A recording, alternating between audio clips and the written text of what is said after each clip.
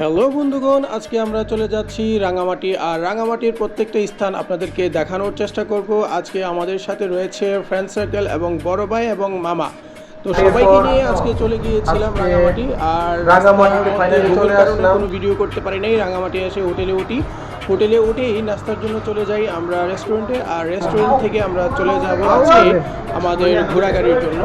তো ঘোরাঘুরির জন্য আমরা একটি বোট ভাড়া নিয়েছি। আর বোটের সৌন্দর্য ছিল অসাধারণ, কিন্তু ভাগ্য আমার সাথে ছিল না। আমি পড়ে যাই এবং পড়ে যেয়ে অনেক বড় একটি ব্যথা পাই। তারপরও আজকে আর ট্যুর আমাদের স্টপ রইল না। আজকে ব্যথা নিয়েই আপনাদের মধ্যে এই ভিডিওটি করার চেষ্টা করতেছি। আর আমার পায়ে ব্যথা পাওয়ার জন্য আসলে কেউ কোনো সমবেদনা জানায় নাই। তারপর আমি নিজে থেকেই সাহস সঞ্চয় করে প্রচুর বৃষ্টির মধ্যে আজকে ঘুরতে গিয়েছিলাম। আর এই হচ্ছে আমাদের বোট থেকে নামার পরে প্রথম আদিবাসীদের যে বাজারটি রয়েছে সেই বাজারটি এবং আদিবাসীদের যে জুমঘর রয়েছে সেই জুমঘরগুলোতে আমরা যাওয়ার চেষ্টা করছি। খুব পিছিল ছিল কারণ প্রচুর বৃষ্টি পড়তেছিল, যার কারণে হাঁটা এবং উপরে ওঠাটা খুব কষ্টসাধ্য ছিল। তো আমরা হাঁটতে হাঁটতে আদিবাসীদের এলাকায় চলে যাই। ওইখানে গিয়ে আদিবাসীদের যে হুক্কা রয়েছে সেই হুক্কাটা আমি টেস্ট করি, যদিও পারি নাই তবুও আমি চেষ্টা করেছিলাম। আমার সাথে যারা ফ্রেন্ড ছিল তারাও চেষ্টা করেছে। আসলে তাদের মতো করে আমরা কখনোই পারবো না, কারণ প্র্যাকটিসের একটা ব্যাপার স্যাপার আছে। তারপরেও চেষ্টা করে নিলাম আংশিক।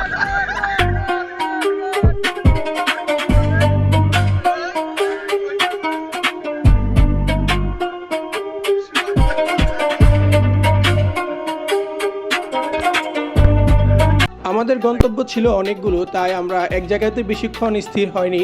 আমরা বিভিন্ন স্পটে ঘুরি, আমরা বিভিন্ন পাহাড়, তারপর হচ্ছে আদিবাসীদের যে জুমঘরগুলো ছিল, তাদের বাসস্থানগুলো ছিল, তাদের খাবার দাবার ইত্যাদি আমরা অনেক পর্যবেক্ষণ করি। তারপর আমাদের মেইন টার্গেট ছিল হচ্ছে ওইখানে একটি বড় ঝর্ণা রয়েছে, সেই ঝর্ণাটা।